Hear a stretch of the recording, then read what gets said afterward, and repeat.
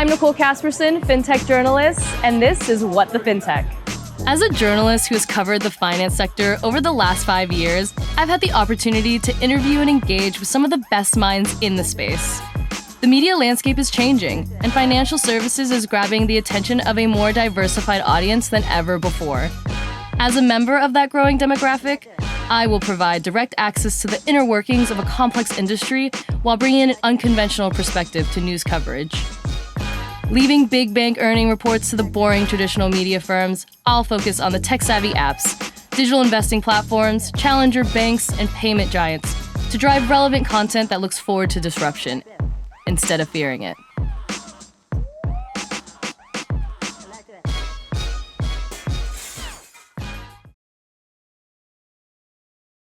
Hello, everyone, and welcome to today's episode of What the Fintech, a podcast for fintech professionals who are ready to shape the future of our industry with innovation and inclusion.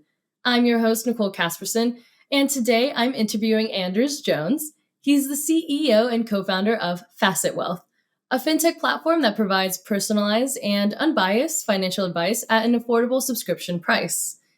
What's unique about Facet Wealth is that the advice doesn't stop at retirement and investment planning. Facet Wealth CFPs also guide users through major purchase decisions, like what to do after you get a raise or when other life changes come up. In this episode, Anders and I talk about his inspiration for founding Facet Wealth, how the fintech is changing the way financial planning is perceived, and the future growth of the company after its $100 million raise. Anders, welcome to What the Fintech. Thanks. Great to be here. Yeah. Well, to start, how are you today and where are you working from? I am great. And I am right now in the desert in Southern California, just outside of Palm Springs, here for a couple of weeks. Okay. I was about to ask, are you typically in the desert in Southern California and Palm Springs? No, I describe myself as a COVID nomad. So we closed our office in March of 2020, along with the rest of the world. And at the moment, really have no plans to open it back up. We're probably about 350 people, and we're in 42 different states. So there isn't any one sort of like center of gravity where it makes sense to say, yeah, we're going to put our headquarters here. So I've enjoyed being a bit nomadic and sort of taking full advantage of virtual work in a way that I hadn't prior to this. Yeah, I love that. I love asking my guests that question, and they don't always, unless you are an avid listener of my podcast, you don't always know that question is coming. But I get such an interesting look inside everyone's either their home or where they're choosing to work, or I think last week I interviewed someone who is I just so happen to be in Denver right now trying to catch some slopes, and it's cool, Yeah. what a surprise. But anyways, it is cool the way that the world has changed where you can do that type of thing, and but there's also been instances where I've talked with CEOs who have to have incentives to get their employees to go into the office even just 3 days a week. We have to offer free lunch or something else, which also sounds crazy. But yeah, a hybrid life. Yeah, it's interesting. If there's one thing I've learned in the last 2 years, is that people who are dogmatic one way or the other about we're going to be virtual forever, we're going to be back in the office by X date, both are wrong, or both end up being wrong, yeah. Right?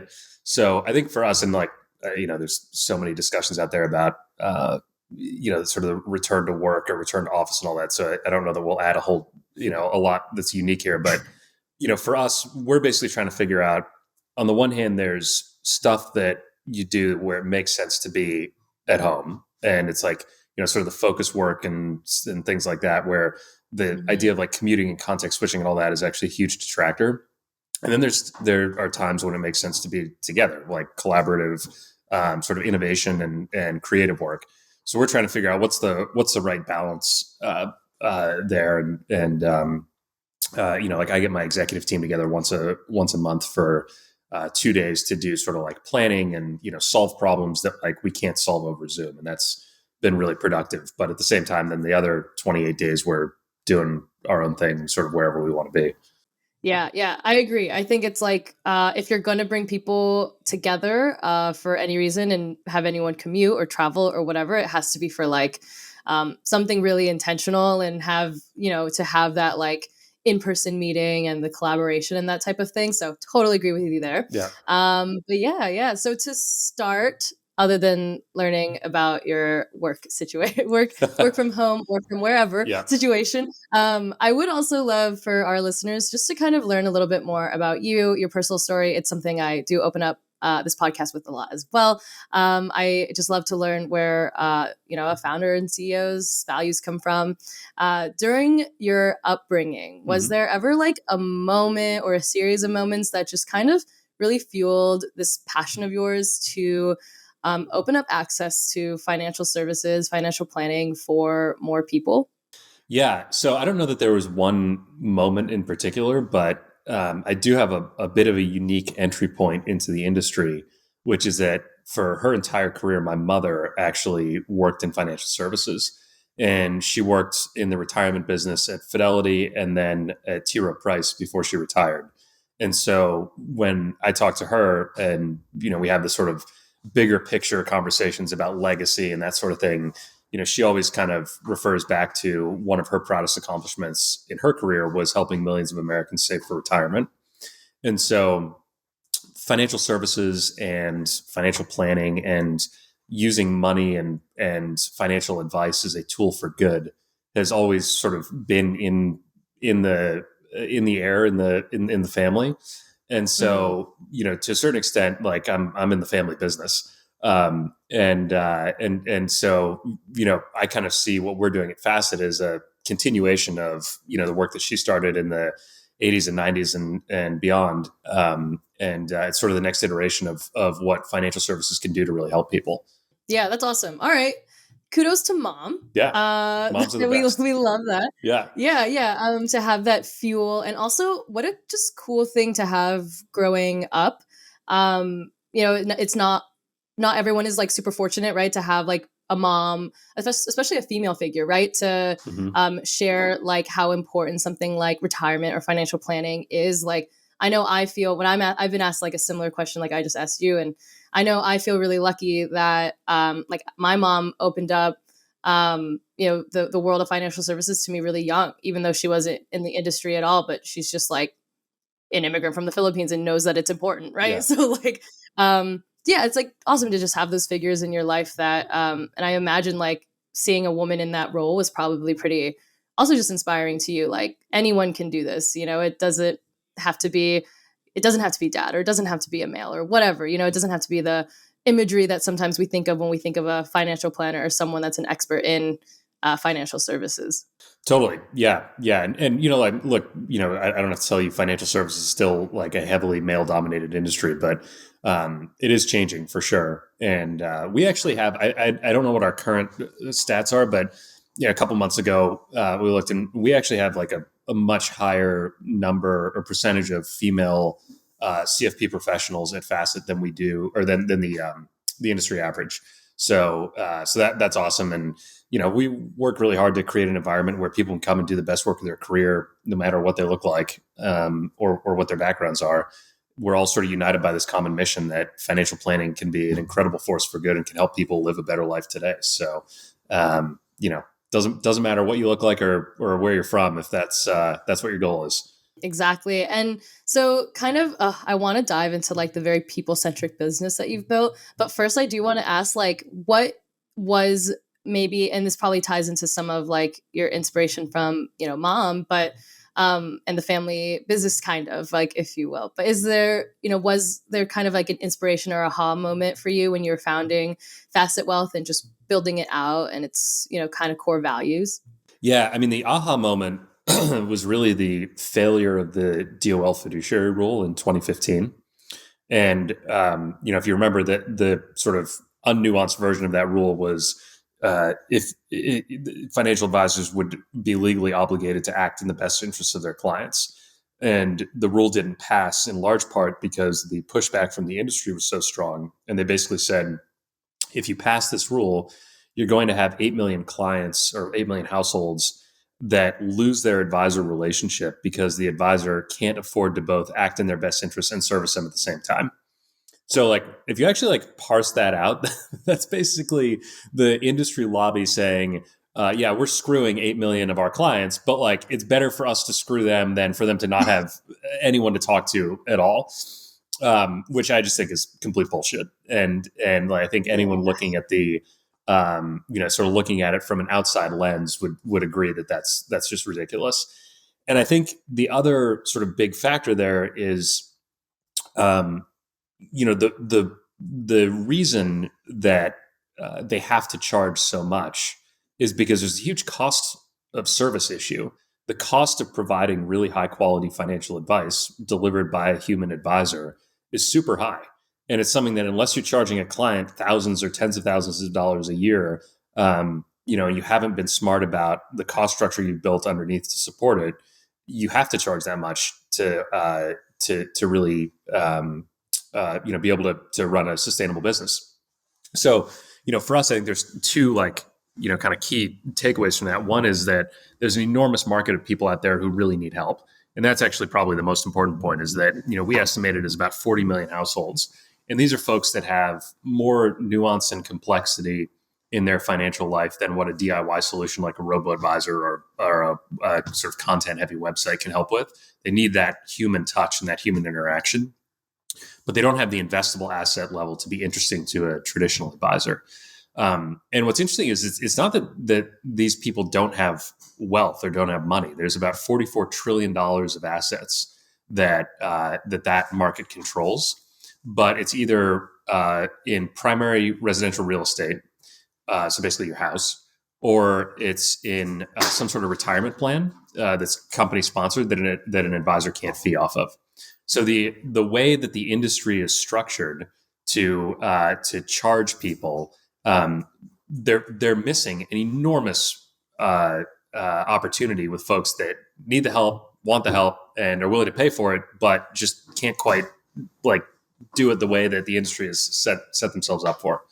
Yeah. And I mean, and what you've so true, all of it. And then what you've created here, right, is kind of also a place for, a financial advisor or financial planner who, isn't so keen on working for like a big institution and then having to wait to only work with clients that have, $25,000 of investable assets or whatever the threshold is, right?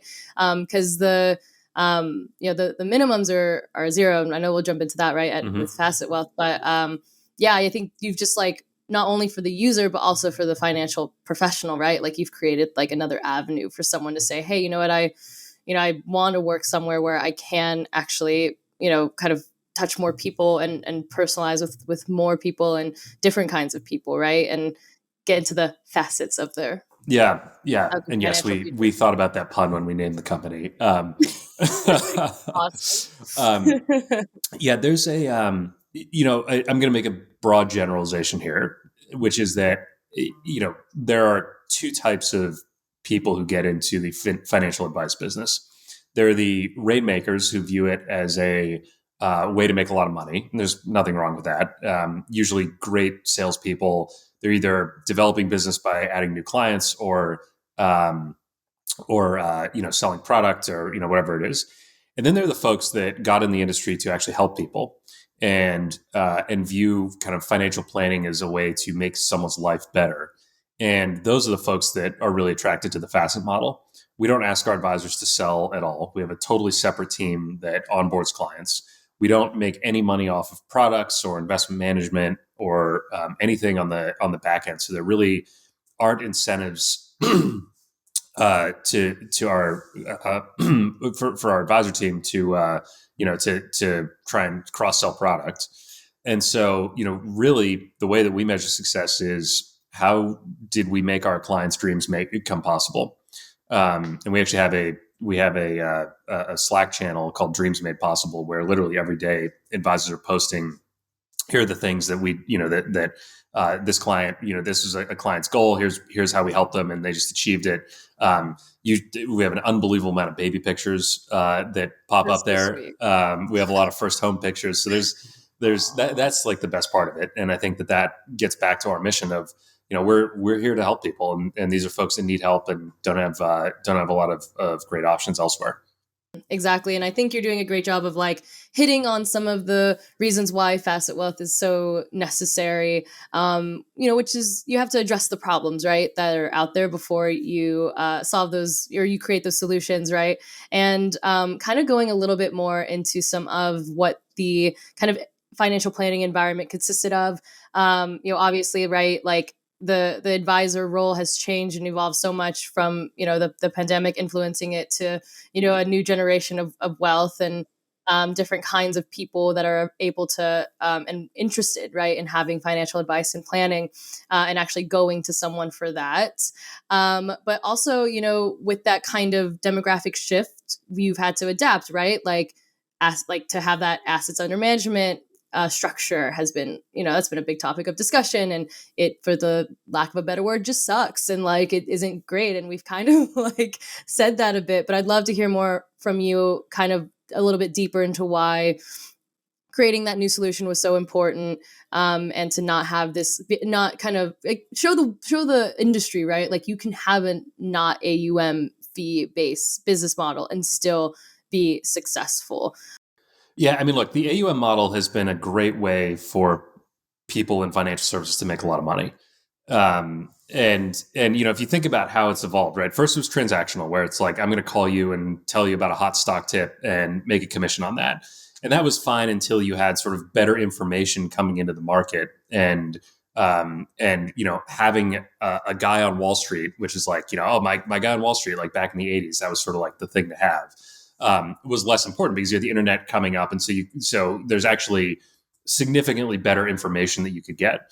And then advisors said, okay, well, we got to move from the transaction model to a more fee based model, so it's recurring revenue, which everyone loves. And look, I'm just going to manage your money for you. So I'm not going to tell you when I'm buying or selling or whatever, but just trust me, I'm going to manage money for you. And I think we're at a point now where money management is so commoditized, right? If someone comes to you and says, I'm going to manage your money and you're going to pay me a fee to do that based on my success because I can beat the market, you should run the other way. I mean, I don't know if you've ever seen any of the stats. Something like 94% of large cap managers underperform their benchmark every year. Like, it is so hard to beat the market in a way that is available to a broad set of retail customers.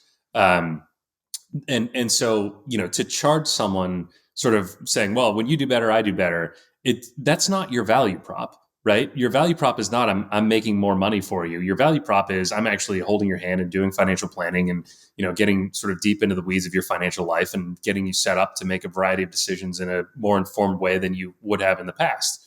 Mm-hmm. And for whatever reason, advisors, well, actually the reason is because they make too much money doing it the old way. But, advisors are very sort of loath to move towards a more professional services model where think about how you pay your accountant, right? Think about how you pay a lawyer if you have one.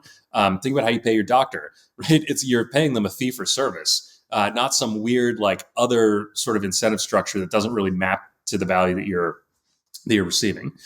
And I think the other point here is that financial planning has always been used as a sales tool, right? Like, how many times have you gone into a financial advisor's office and they say, okay, I'm going to get a bunch of your data, I'm going to do all these calculations. Here's your 150-page Money Guide Pro or eMoney plan. And by the way, the answer is give me your money or buy this annuity, right? That's always the answer. That's never not the answer. And now you have a financial plan and you're set. But I don't know about you, but my life is dynamic. My financial situation changes pretty frequently. And having a 150-page plan that I did once doesn't really address the stuff that changes all the time. And so we just see a different version of financial planning, which is, we want to be integrated into every aspect of your life. We say it's everything in life that money touches, which, if you think about it, basically every decision you make is a financial decision in some way or other. And so you should have an expert there for all of it. And fortunately, we live in a world now where, you can use technology to automate a ton of the work that goes into that. So you can have a much higher touch, more integrated experience to make your life better today with a combination of technology and people. And that's really what we're building.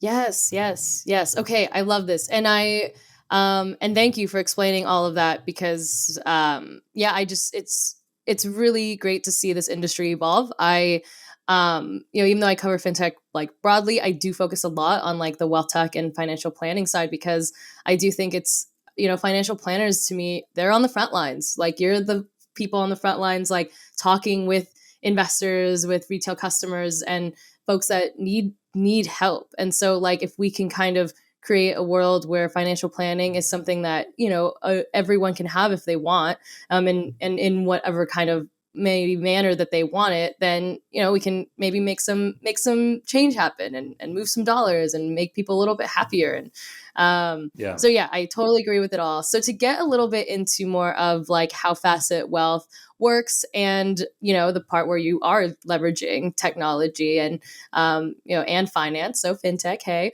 to provide kind of all these services and things. So yes, would love to kind of hear a little bit about how Facet Wealth works and yeah, maybe just kind of go from there and how you kind of like approach working with the everyday person while leveraging, right, like technology to make a win for everyone involved, from you, the company, to the user, to the CFP. So there's four pillars to what we do, right? So every one of our clients works with a dedicated CFP professional, which is the highest level of certification you can get in financial planning. You have to study for like 3 years to and do an apprenticeship to actually get the Mm-hmm. accreditation. Um, it's not an 800 number. It's not a call center. You're basically building a relationship with someone over time, and we do our best to match that person with the client's needs. So, like, if you have someone who's kind of younger and just starting their career, we'll match them with someone who's sort of in the same boat. Um, and so, so that's number one, is the dedicated human advisor. Number two is, I sort of alluded to this, but this idea that we look at everything in your life that money touches. So we do manage money. We manage more than $1 billion, but we actually only manage money for about half of our clients. The rest we do everything from cash flow planning to debt management to thinking about saving for a house to starting a family to taking care of your aging parents, whatever it might be. So we really look at sort of all aspects of your financial life. Um, we talked about sort of the fee structure. So, we don't charge an asset-based fee. We charge an annual subscription. It's tied to the level of complexity and basically how much time and level of resources that we're spending with you. So someone just starting out on their career is going to be a lot simpler and take a lot less time and be cheaper to work with us than someone who's like, married, family with 3 kids, owns a small business, and is taking care of their parents.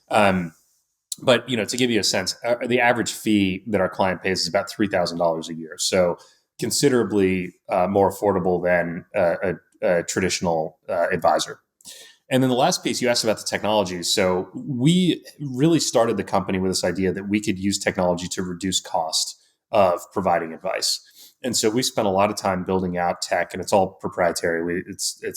We have product and engineering teams that are internal to us that have built all this. Um, but the real focus is on basically increasing the number of clients that one of our advisors can work with, so that we can lower the cost and sort of pass that cost savings along to the end client. So, the industry average advisor works with somewhere between 50 to 75 clients. When our advisors are sort of fully ramped, they work with like 220 to 250 clients. So it's a pretty big difference there.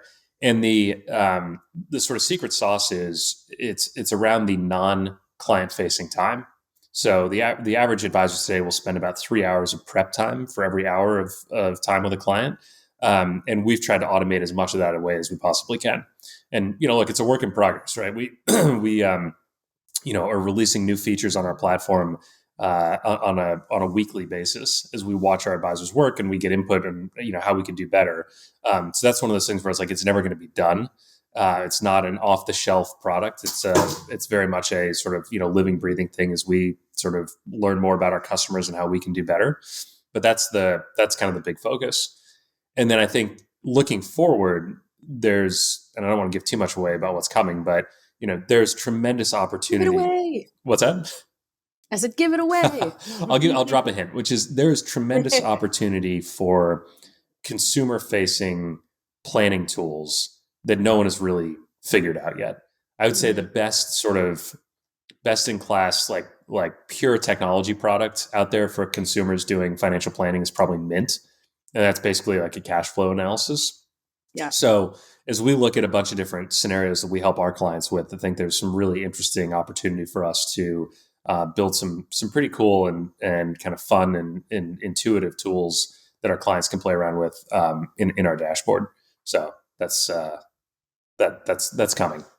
Awesome. Yeah, that was the hint. And I love that you say that, because I have like listened in on other podcasts or webinars or whatever, and I've heard, the interest there, to actually have kind of tools that are helpful for the end user to be able to kind of have their own way of like touching and feeling and visualizing their like financial situation, and to be able to do it in like in one app in kind of a more like almost holistic manner would be really cool. I think also having like um, a a personal, advisor to yourself or financial planner to help you as you kind of play with these tools is also really helpful, right? Mm-hmm. Like, um, even the most simple app, sometimes you can open it and just be like, this is already too many steps, or like, I don't even know what this is asking of me anymore, or whatever. And so, yeah, even like when I was heavily reporting on the financial advice and meets fintech space, Mm-hmm. I always kind of thought about how it's interesting. Like financial advice has thought of fintech as like something to replace them, like a Yeah. robo advisor, and like that conversation has kind of like obviously died. But also like I just think that it's more friend, it's an assistant, as an assist to what you're providing, right? And then just also offers like a little bit more transparency and almost learning experience for the end user as well, which is what we all, we should all want, right? Yeah. Yeah. I mean, we could talk about this for a long time. For a technology company, we have a very sort of counterintuitive view of the world, which is that the future is actually largely human driven. Yeah. And we view sort of the tech that we build is really around enabling humans, whether it's clients or advisors, to have a deeper and more meaningful conversation and understanding of their financial situation. And so, so I think like there's long been this idea of sort of like the AI boogeyman that's coming for all of our jobs, and we're so far away from that. I mean, we're decades away. Like there was a study a few years ago that Google did, and they basically tried to build AI to identify a cat in a picture like online, and like they showed it like a bowl of guacamole, and they're like, and the AI was like, "Yep, that's a cat." So like if we're at that level of sort of like not can't quite get there from an AI standpoint, like it's a long time before the nuance and complexity that a human advisor is going to pick up on is replaceable by technology. But that being said, Hmm. there's so much there's been such a lack of investment in enabling the human advisor. There are a lot of sort of off the shelf SaaS products that are marketed to independent advisors, but you basically have to have a team of engineers to integrate all of them to actually make it all sort of work in your day-to-day life. And the average financial advisor has like 70 million of AUM. It's a $700,000 a year business. That's like a small business, right? They're not a CTO on the side. So Right. and the bigger firms like the Vanguards and the Fidelities and the Schwabs, I mean, they're just focused on gathering assets. So the innovation that they've built and the tech that they've built is really more around enabling better sales. So there's this huge opportunity, which is the one that we're kind of running to full steam ahead, is in just making those who deliver planning better at their jobs. And do you think that kind of this focus that you have, and it being pretty different than a large incumbent, if a large incumbent were to kind of steal, I guess, or like leverage your flat fee model approach, that I how does that concern you? What are your thoughts around that? Just because, I guess, yeah, that could be worrisome, but for the most part, I feel like maybe you're offering something so much more than just like a flat fee model approach. Yeah, I mean, a couple thoughts on that. So one is, I don't think an incumbent is going to be able to do what we do because it would cannibalize their existing business model. The closest we've seen is Schwab offering their, I think it's their intelligent portfolios. It's like $300 a year for access to an 800 number plus 30 basis points. So it's still even in the sort of most innovative case with the incumbents, you still have a hybrid model of flat fee and asset based fee. Um, but it's hard to imagine an existing large company kind of backing away from the asset based revenue model. And then in terms of like sort of the flat fee model for us, I mean, it enables a lot, but it's part of a flywheel that sort of it all works together. So yes, the flat fee model is important because it opens up a huge market that we wouldn't be otherwise be able to serve, but it also lets us focus on other aspects of your life, and it creates this very different view or different definition of financial planning. And I think that's like a really important thing, which is that if you're a client of Facet and you leave and you go and you get a traditional advisor, you're going to have two very different conversations about like what financial planning really is, because they're going to be very focused on how are we managing your money, how are your assets allocated, and what are you doing to save for retirement, because that's the way you gather more assets is you get people to save for retirement over the long run. They come to us and like we might not even talk about retirement. Who knows? It may or may not be something that is important right now. But we're for sure going to talk about cash flow. We're for sure going to talk about what your kind of monthly resources are, whatever it is. So it all kind of the business models, it all sort of like works together in this flywheel that I think is very different and unique from what anyone else is building or has built. That makes a lot of sense, especially the part where, and it's always been the kind of downside to incumbent legacy system, right? They're really to change drastically the business model in any capacity is going to be a massive lift, tons of red tape to cross through. And whereas when you are more of a startup or when you are you have the agility of that, then you can if you're building what you see is right and what is right for the end user, and something totally different. And I also think that there's like kind of like a brand awareness aspect of it, right? Like we only are seeing like millennials get older and then Gen Z get older and the demographic shift continue to happen. And these younger generations especially, like they don't really care if like you've been in business for 1,000 years. Like they don't care how long, like they don't care about how long you've been around. They don't care if you're like a legacy. They care about like, are you mission driven? Are you going to help me put my money in the right place that's best for, me, and maybe is representative of kind of the good human I want to be in the world, or, whatever it is. So that does make tons of sense. And I think also just like the personal relationship, right, that you're going to get. What are some areas that you think like financial planners have kind of maybe historically gotten wrong in terms of that like advisor client relationship? And I guess Facet kind of has the ability to help evolve that and actually change that forward. I think the biggest thing is around consumer centricity versus not. And what I mean by that is if I were to ask you, as someone who spends a lot of time talking to financial advisors and other companies, like what do you think, what's the question you would ask an advisor to determine how successful they are? Do to pick one question.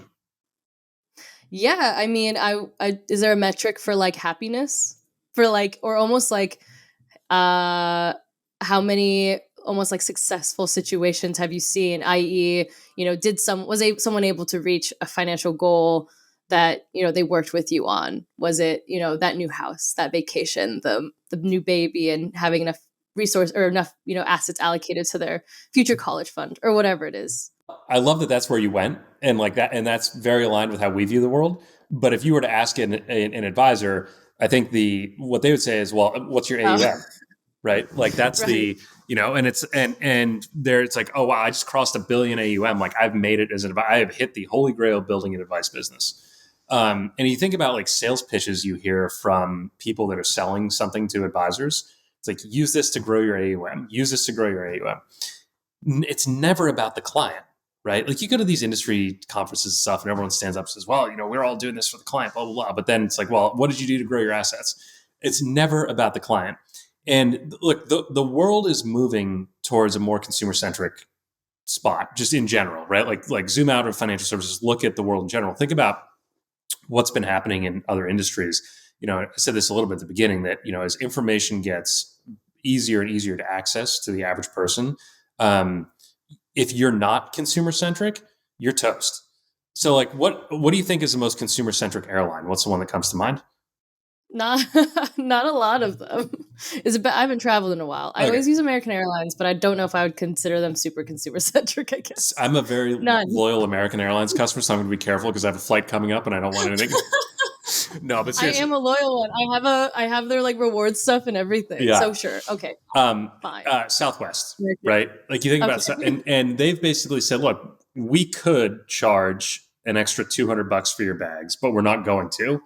We could charge change fees, we could charge cancellation fees, and we're not going to. And they basically have built an incredible business. And if you look at sort of various measures of financial success, like return on invested capital, Southwest is like in a league of its own relative to all the other airlines, and they've built a similar flywheel that centers around this idea of being consumer centric, that has made them incredibly successful.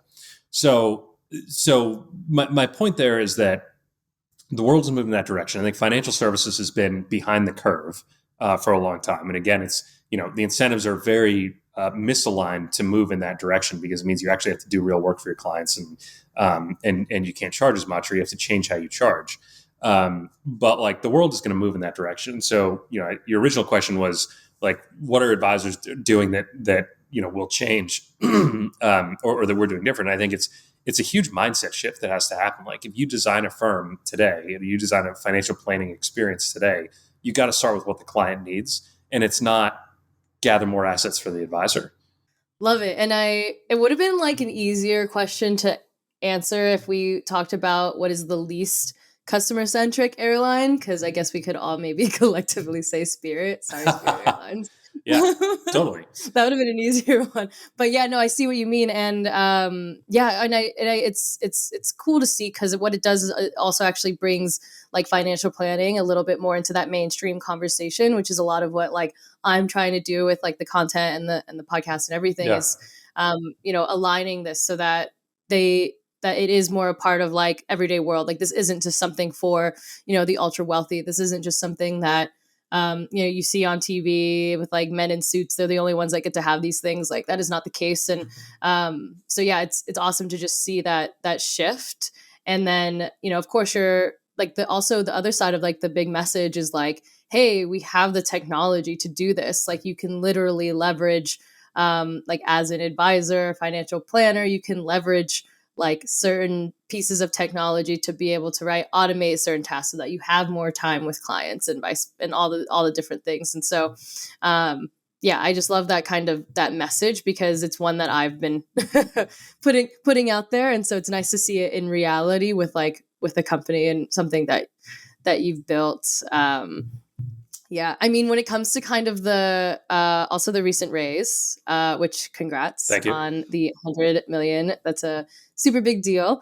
And I know you kind of shared a little bit of what's to come with like kind of more of the consumer facing tech, but which also awesome. But is there anything else from that raise that you can kind of share detail wise on what else is to come and kind of growth and expansion? Yeah, well, I think you just said it. Growth is the is the real thing. So, we quadrupled in size from 2020 to the end of 2021. So, we started the pandemic, with I want to say 1,500 clients maybe, and or maybe it was a little more 2,000 or so, and we ended up with over 10,000 at the end of last year. So there's a huge opportunity. I mean, I talked about it as a 40 million household market. Right now we're sitting around 12,000 clients, and there's a huge market out there of 40 million clients. So we're just getting started. One of the coolest things, just as an aside, is that we poll our client base, and we have a bunch of great data about our clients. More than 75% of our clients have actually never worked with a financial advisor before. So wow. This whole idea that we're creating a new market instead of taking market share is really now kind of borne out at significant scale, which is cool. But I think that's kind of indicative where it's like, okay, there's this huge opportunity there, and so we want to grow into it as fast as possible. There's also I talked about this, but really kind of thinking about the next iteration of the client experience and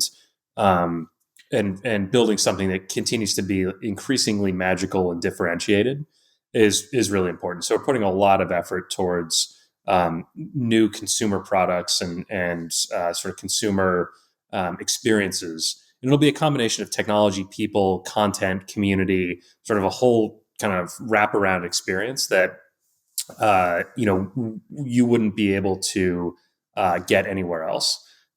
So that's kind of the two big buckets of focus for us in the next year or so. Yeah, and I'm excited to see it. I'm excited to follow the growth and see what else you kind of have cooking, because you've like created something that is it's so much more than a robo advisor. It's definitely not an incumbent situation. And so you're just hitting that demographic that like so needs this. And but it does kind of make me also think about, are there any areas that have maybe like surprised you when it comes to like building out Facet Wealth? How is there any like kind of hurdles or like challenges along the way of creating something so new? I think a lot of like fintech founders can run into these things, and just like navigating it, right, and continuing to kind of keep the culture and mission alive in your fast growing fintech firm. Yeah, I think, man, I mean, this could be a podcast in and of itself, right? Around lessons learned in building a company, and like I'm a first time CEO, right? So this is my first, as I like to say to my team, I wake up every day in the biggest job of my life, and a lot of people on our team are in the same boat, and so I think acknowledging that, but also setting the expectation that we all have growth mindsets and growth mentalities, and that the only way to learn is by doing and being thoughtful about developing our own skills and ability to kind of grow into the opportunity that exists. So, so kind of tracking along that learning curve is always a really really interesting challenge. That's fairly unique to I think the founder role. We've grown. We were about 70 people at the start of the pandemic. We're at 350 now. So the vast majority of people at Facet have actually never met another Facet team member in person. And so, maintaining the culture and thinking about how do you create that level of excitement in a virtual environment that we had in the office back in the day, maintaining that's one that's sort of constantly top of mind. And I think we've done a reasonable job of that so far, but we gotta, that's one you can never sort of take your eye off of. Cause at the end of the day, that connection back to the culture and the mission is going to be what keeps people, really motivated, and really happy to be a Facet. So, like I said, every day is an adventure, but I'm also really fortunate to have an amazing team around me. The executive team we have is really, really extraordinary. And by the way, we're hiring like crazy. So, I got to put that plug in there. So I love it. Yeah. I love it. My guests have been doing that. I feel like all my guests have like always been, they're like saying how they're hiring. So yeah, which is great because, I'm totally, down for the cause to have, more people enter the space. I actually like recently have like one of my best friend is like about to start working in financial services for the first time in like a marketing role, and I'm very excited for the world to see it and for her to like experience this world, because it's just like to have more people even from different industries come in and say like and experience what it's like to kind of help change and evolve this industry, I think is telling and exciting. And anyways, so one of my kind of last questions for you is maybe to talk a little bit about what, and I kind of alluded to like you guys aren't a robo-advisor, you're non-incumbent. So I guess I'll just ask about the, UBS acquisition of Wealthfront. What does this tell the industry? What does this tell consumers from kind of, the founder of a fintech that's literally doing none of those things, but trying to hit that sweet spot almost like in the middle? I think that it's pretty indicative that's sort of the D2C robo model is dead. That was kind of the last one, right? I mean, you had, if I was to look at it, I would say that the big three were Wealthfront, Betterment, and Personal Capital. And Personal Capital sold. Betterment is now doing, largely kind of B2B and like 401k advising, and Wealthfront just sold. And, if you look at the amount of capital they've raised and the dollar amount they sold for, like, that's not a great outcome. And I mean, don't get me wrong, $1.4 billion is a lot of money, but, in terms of sort of like when you're a venture capitalist and you're investing in a company, you're looking for, 10 to 25x returns. That was not the outcome that they got. And I think it's a misaligned value prop, right? I mean, they're charging a 25 or 30 basis point fee for something you can go and do for free on the Vanguard website. And they're not providing a ton of sort of wrapper around that or advice around that that really kind of moves the needle. So I'm very bearish on D2C robo advisors, and I'm actually not sure how many are left, or like what if there are other kind of big ones that are out there. And I think there's going to be a big kind of shift in sort of how people think about value prop for retail financial services. Yeah, absolutely. Awesome. Well, that was a great spicy take on that piece of news, and I completely agree. I don't think it's an accident that we've seen kind of the last robo kind of independent robo standing, right? Betterment really pivot their strategy to focus on that B2B, to focus on their 401k, and I think that. Yeah, I guess we can just start to declare the robo D2C business model, RIP, because it just doesn't make any sense. I love it. Well, I know we're closing out here, so I will ask you, Anders, my final question. Please tell us what the F we can expect from you and from Facet Wealth next. I think you're just going to see more and more of a push towards growth and focus on the client. And we're going to try and bring the whole industry with us on the way. Yeah. Okay. Well said. Thank you so much, Anders, for joining me. This was an awesome conversation. I love just being able to riff with you about the AUM models, about what's missing in financial advice, and how you're actually bringing a solution to help our missions, though mine done with content, are pretty aligned. Yeah. And that is important to me with my guests. So thank you so much for joining me. That is a wrap on this episode of What the Fintech. And thanks again to our listeners for tuning in. If you loved this episode, be sure to hit that subscribe button. And you can find me on all your favorite podcast platforms. Until next time.